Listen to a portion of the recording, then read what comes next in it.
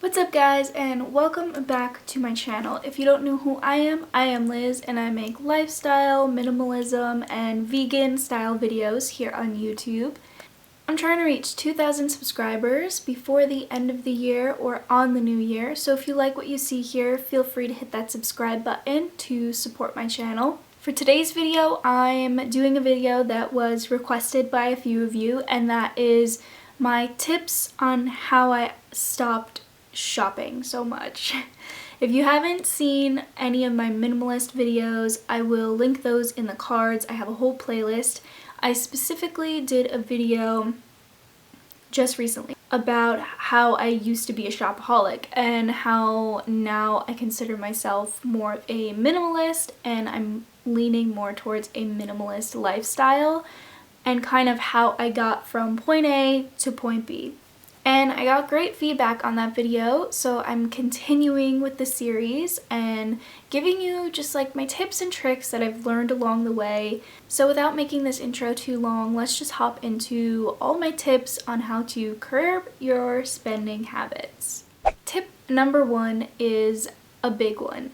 I know a lot of people shopping is a hobby. It was a hobby for me as well, but shopping as a hobby is dangerous for your wallet. I no longer shop just to shop. I shop with the intention of buying only what I need in that given moment. I don't buy things that I might need in the future. Number 2, by minimizing my space and my stuff, I am able to keep track of everything that I own, and this is super important. If you haven't taken any of the steps to kind of declutter and go through all of your stuff, I highly suggest doing that before applying some of these tips, because that way you're able to assess your stuff. By knowing exactly what I have, I don't end up buying things that I don't need or things that I already have. Like for example, bathroom products. People love to overbuy on bathroom products because we get sold into the packaging and etc. And we think we need a new shampoo when really we've got 3 different shampoos under the sink somewhere. So by taking stock of all of your stuff and knowing exactly what you have, you eliminate buying things that you didn't need or that you already had. Number 3 is to make a list on your phone, or a tangible list, however you want to do it, of things that you actually do need. So that when you do go shopping, you only buy those things. So whenever you need to go shopping is usually when your list gets pretty long and you're like, okay, I can get some of these things now, I've got the money. Only buy those things, only look for those things, because that way you have a plan and you stick to it and you don't buy anything else. Number 4 is to unsubscribe from magazines and email subscription services for clothing stores that you like. Now this might sound like a bad idea because I'm all about saving money, and usually you get coupons from those places through your email, and I understand that, but at the same time those coupons tempt you to buy. They send you those emails for a reason, and it's to get you to buy stuff. By unsubscribing from magazines and emails, I have cut down on my spending so much because I'm no longer tempted by the things I see.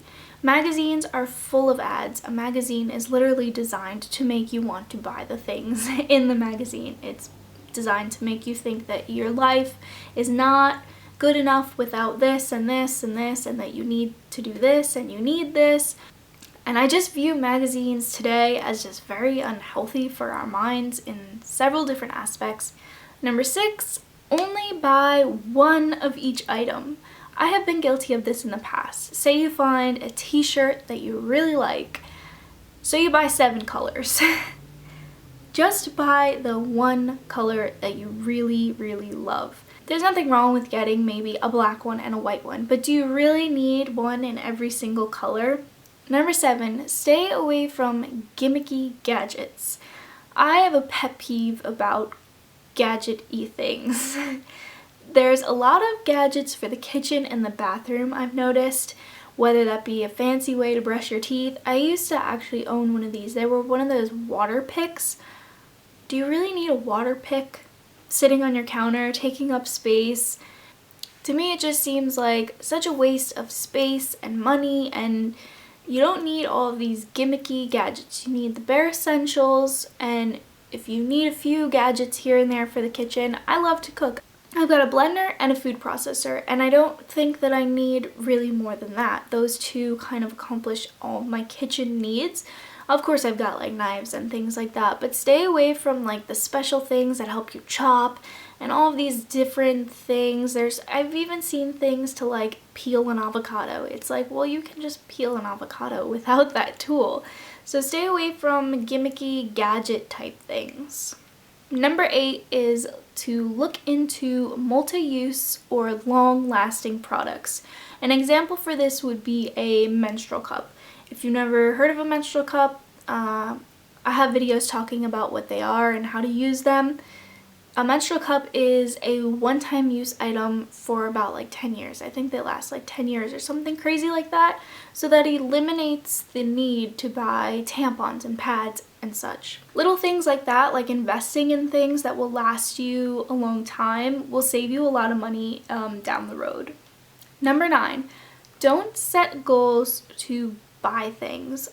I was guilty of this a lot. I would set saving goals to buy certain items. Like for me, I really was into like tech stuff, so I would save to buy some kind of tech thing. Or with clothes, I would save up a lot of money so that I could go on a big shopping spree.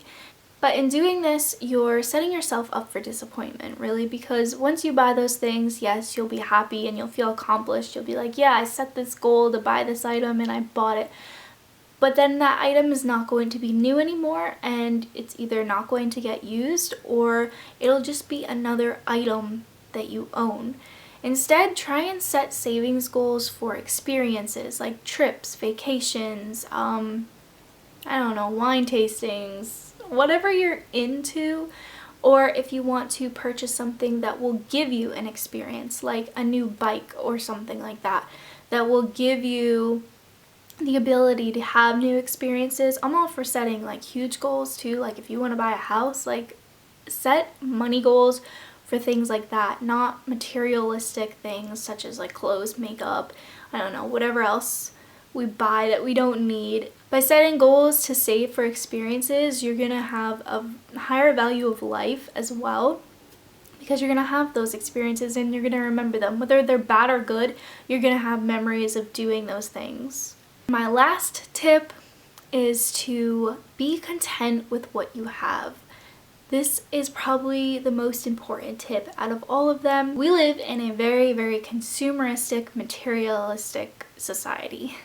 And especially here in the West. Not everywhere, but in the Western countries, it's all about buying the latest and the greatest and buying new, getting rid of the old. It's a cycle that's not only terrible for the environment, but for your state of mind. You're gonna spend a lot of money on things you don't need in your lifetime if you can't learn to be content with what you have.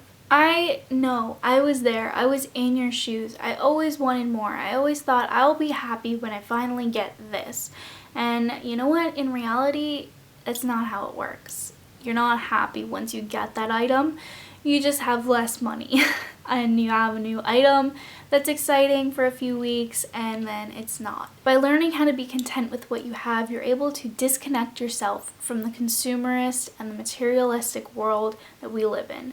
And by doing that, you free your mind to do so many other things and to accomplish so many things that you wish you could have. And not only that, but you're gonna save a ton of money. Then maybe you can finally go travel, or you can buy a house. And you're not gonna save millions of dollars, of course, but you will save money by learning how to just be happy with what you got and not need for more. So that's all my tips. I hope this was helpful for you guys. If you like more videos like this, just leave some comments down below. Always happy to film video requests from you guys because you guys are the ones that watch these videos. So I'm gonna get going. I hope you have a wonderful day, and if you like this video, give it a thumbs up, and I'll see you guys in my next video.